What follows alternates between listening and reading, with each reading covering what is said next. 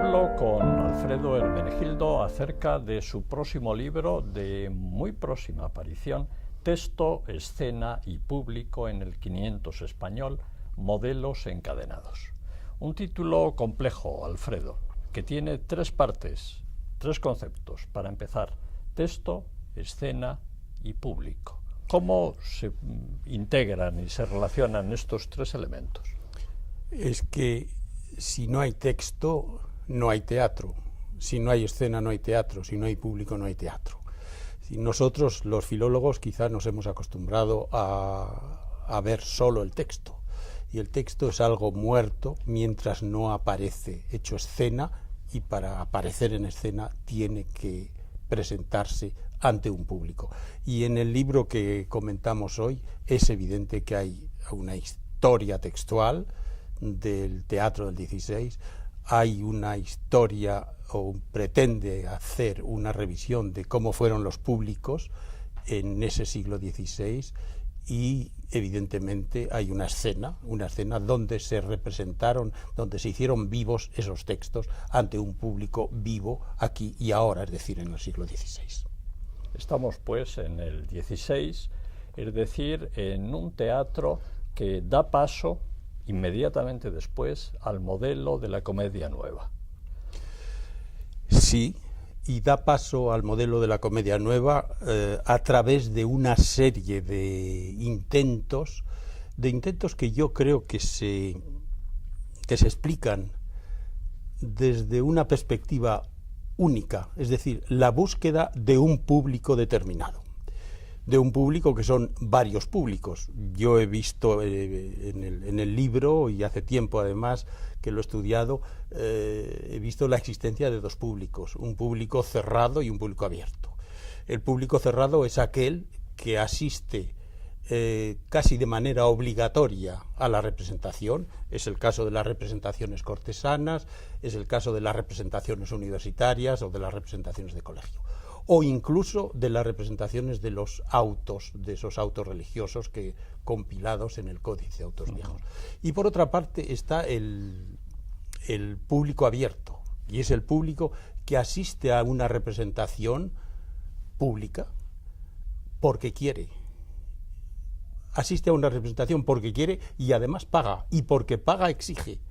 Y si en la exigencia hay un rechazo del producto vivo que se le está presentando, el teatro se hunde. Y toda esa historia del teatro en el siglo XVI es la historia de esa adaptación progresiva de la experiencia teatral a diferentes públicos, desde los públicos del primitivo teatro castellano, es decir, el teatro cortesano de Juan de la Encina, Torres Naharro, Lucas Fernández, Gil Vicente, hasta los últimos compases del siglo XVI, en que aparece ya la comedia nueva, que es la comedia dirigida a un público abierto, que paga, exige, etcétera, etcétera, como te comentaba antes. Hasta llegar al corral, corral que están haciendo, que está empezando a apuntar. En efecto, el corral ya aparece en el siglo XVI. Lope de Rueda es el primero que utiliza espacios destinados, en un principio adaptados al teatro, más tarde espacios preparados explícitamente y directamente para la representación teatral. Él construye en Valladolid, compra unas casas que posiblemente destinaba a la representación, es decir, destinaba a ser corral. A ser corral. Modelos encadenados. Es la segunda parte del título, que resume y sintetiza de alguna manera la idea central del volumen. Modelos encadenados porque hay unos que dan paso a otros, hay unos que confluyen junto con otros en un resultado nuevo, que se acaban o que dejan una huella. ¿En qué sentido es el encadenamiento en cuestión? ¿Tú te acuerdas de un hecho concreto? Mi primera idea, mi primera metáfora fue hablar de unos ríos que van a desembocar en otros ríos que van a desembocar a la mar. Pero aquello sonaba a Jorge Manrique, y el teatro es algo vivo que no muerte. Entonces surgió la otra metáfora, la de la cadena. Y todos estos ejercicios teatrales que se van realizando en el siglo XVI, en el fondo están de alguna manera encadenados, porque unos dependen de otros, unos surgen teniendo en cuenta dos cosas. En primer lugar, la existencia de una experiencia anterior, que te voy a decir yo, Torres Narro tiene en cuenta a Juan de la Encina, y al mismo tiempo la existencia de un público distinto que va surgiendo según las necesidades. El público ante el que representa Lucas Fernández o Encina en la Iglesia y sobre todo en las cortes, las salas de las cortes, no tiene nada que ver con... En la casa del Duque de Alba. En la casa del Duque de Alba, por ejemplo, y ese público, ese sí que es un público cautivo, no tiene nada que ver con el que tendría que, suponemos, haber surgido en las representaciones de las tragedias de lo que he llamado los trágicos del horror, es decir, de Cristóbal de Virués, Juan de la Cueva, Argensola, etcétera, etcétera. Cristóbal de Virués. Si Pérez Reverte hablara de uno de estos autores, que al mismo tiempo son magníficos personajes, sin duda alguna elegiría a Cristóbal de Virués, el capitán. El capitán que estuvo en sitios famosos, en Lepanto, sin ir más lejos. Un personaje interesantísimo y creador de un tipo de teatro trágico, a partir quizá de una experiencia personal, quizá de un conocimiento teórico. No cabe duda que Cristóbal de Virués estuvo en la Academia de los Nocturnos, en Valencia, uno de los centros de discusión y de crítica que pudo confluir de manera muy importante. Él era hermano de uno de los de la Academia de los Nocturnos. Pero lo curioso es cómo esos trágicos del horror, entre ellos hay tres: Cervantes, Artieda y Virués, y los tres estuvieron en Lepanto. Sí. Eso es algo curioso. Al mismo tiempo, tú pones de relieve a Virués, y es verdad, Virués es un gran autor de teatro, y yo he visto representar la Gran Semíramis, y la Gran Semíramis es una obra que pasa perfectamente bien la experiencia teatral ante el público de hoy. Y la he visto representar dos veces, una en el Teatro Pavón de Madrid por la Compañía Nacional, y otra en un congreso... No la de Calderón, la de Virués. He dicho de Calderón, No, pregunto. No, la Gran Semíramis de Virués. Ajá. Y otra representación de la Gran Semíramis de Virués en una ciudad italiana, en un congreso que tuvimos, y allí Salvat hizo una magnífica representación de la obra. Pero bueno, Virués, junto con los otros trágicos del horror, forman parte de una generación que surge de la periferia peninsular, es decir, Virués es valenciano, Cueva es sevillano, Argensola es aragonés, Bermúdez es gallego, y Cueva es sevillano. Todos, y Gil Vicente portugués. Y Gil Vicente portugués, pero bueno, ese es algo posterior, algo anterior. Todos, en mayor o menor grado, tocan el tema del ejercicio tiránico del poder. Todos excepto uno que no he nombrado, y es Laso de la Vega. Laso de la Vega es el único madrileño. Es decir, quizás aparece ahí un enfrentamiento entre la corte real, no olvidemos que Laso de la Vega fue continuo, es decir, miembro de la Guardia Real, y todos los demás pertenecen a la periferia, aunque fueran militares algunos como Virués. Hay algo que a mí me ha llamado siempre la atención y que me llevó por algún camino no deseado y no deseable. Es decir, tratar de ver en algunas obras un paralelo exacto entre la anécdota de la obra y la anécdota histórica. Traté en algún momento de establecer paralelos anecdóticos entre la obra de Virués y la vida de Felipe II, de Antonio Pérez, de la princesa de Éboli. Un poco sobre el modelo de Maraval. Exacto. Y creo que eso hay que corregirlo. Es decir, por una parte, hay que distinguir entre lo que es la anécdota superficial y pretender que la anécdota superficial del teatro coincida con la anécdota superficial de la historia es un camino erróneo, pero sí me parece necesario y útil estudiar la estructura profunda de la obra, las relaciones del poder, el concepto del poder, etcétera, etcétera, con en la historia, con esa misma estructura profunda en la obra de teatro. Y ahí es donde surge algo extremadamente importante, y es que esos escritores de la periferia peninsular describen, salvo algún caso, describen un poder extremadamente violento, extremadamente tiránico, que acaba con la estructura misma del Estado. Y es el caso de, en Virués, el Atila Furioso, la cruel Casandra, la gran Semíramis. Es el caso en Bermúdez de las dos Nises, Laureada y la Lastimosa y la Laureada. Es el caso de Juan de la Cueva, etcétera, etcétera. Claro, en el caso de Juan de la Cueva, por ejemplo, estamos asistiendo en que esas obras se representaron en el Corral de Doña Elvira en Sevilla. Estamos asistiendo a un momento en el que la existencia misma de Portugal está en peligro. Ha muerto el rey don Sebastián y las tropas de Felipe II quieren apoderarse de Portugal.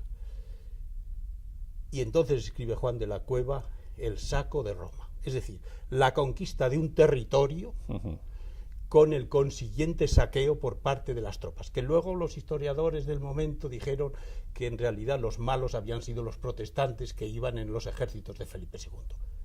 Pamplinas.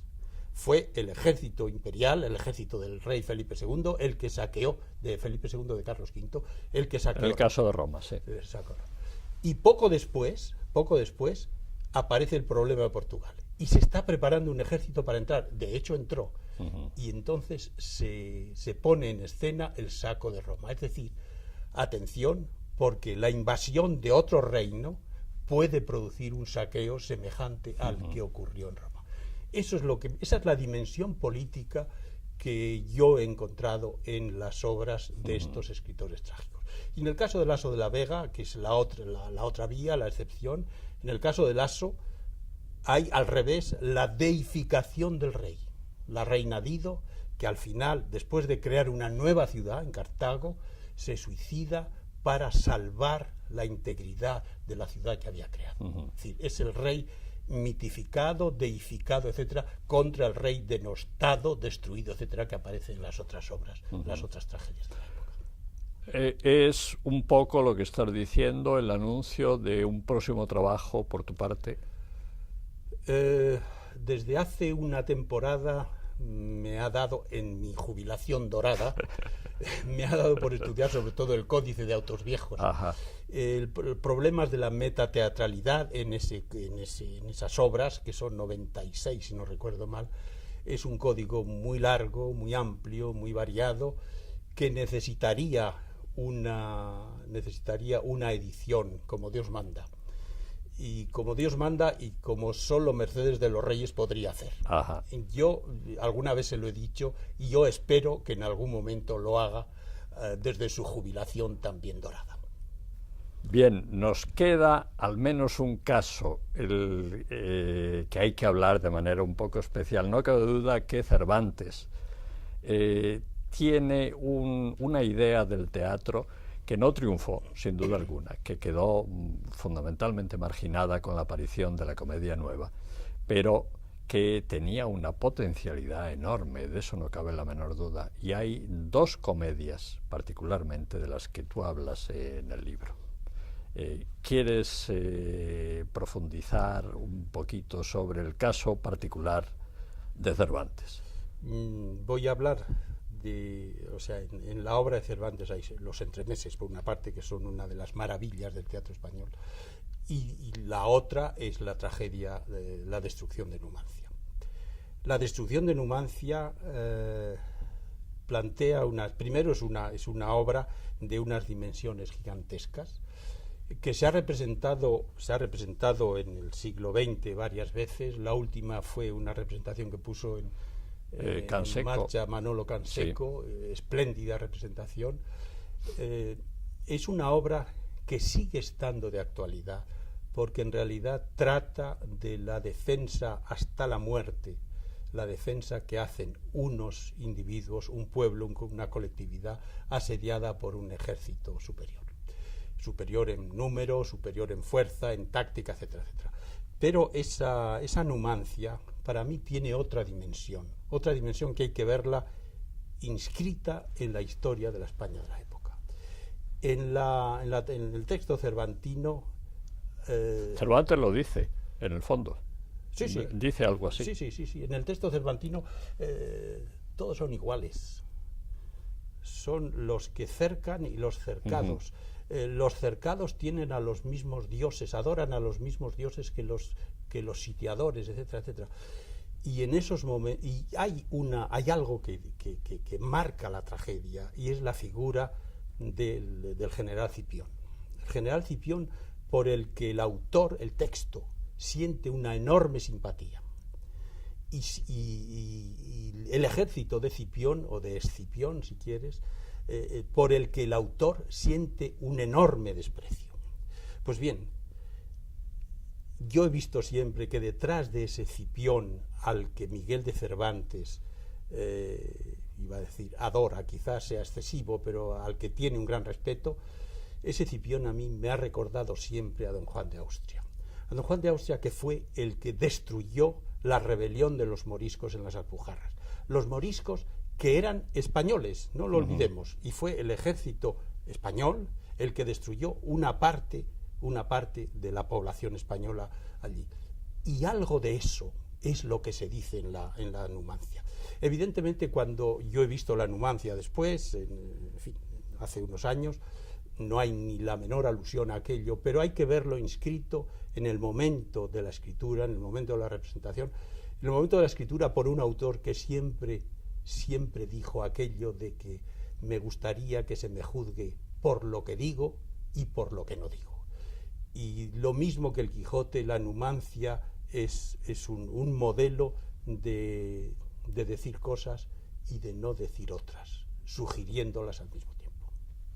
Pues muchas gracias, Alfredo. El libro de Alfredo está servido, estará inminentemente servido en formato libro electrónico, y esperamos las críticas de los lectores. Muchas gracias. Muchas gracias a ti.